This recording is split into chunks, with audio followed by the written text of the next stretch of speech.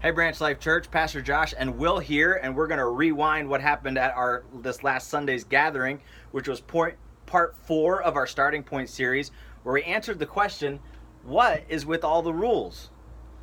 We talked about 4 things you need to know when it comes to the rules with Christianity, and to be honest, people think the rules are weird.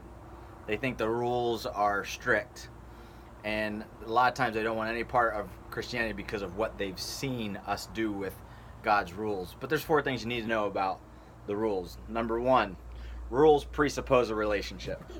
When we look at even the 10 commandments and the value that they have for us today, they didn't start with the commandments. They started with the idea that God said, I am the Lord your God who brought you out of Egypt and out of slavery. And then he gave them the rules because there was a relationship.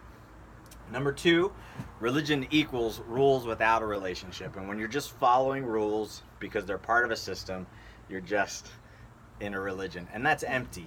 That's not God's rules. So there are rules that people have that are weird, that are strange, because they're just following a religious system.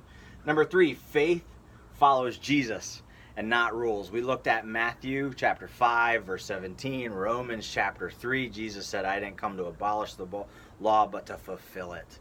And we follow Jesus now. We don't follow the rules. So we asked some questions. How is following Jesus different than following the rules? And what rules matter to God? When you follow Jesus, it changes your salvation. You can't boast in yourself anymore. And you're following a person, not a system.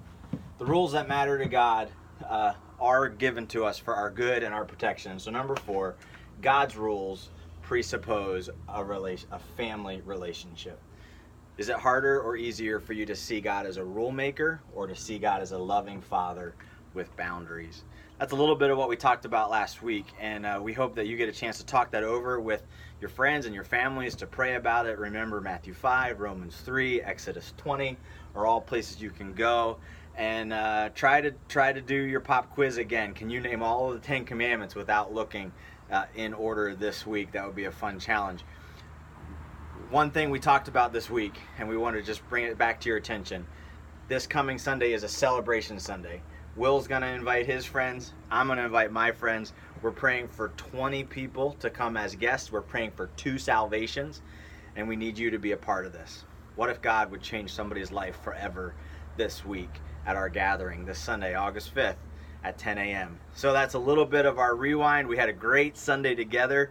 We missed you if you weren't there. We hope that you can be with us this next week as we gather together and have a celebration Sunday. And we look forward to seeing you. Thanks for watching the Rewind this week.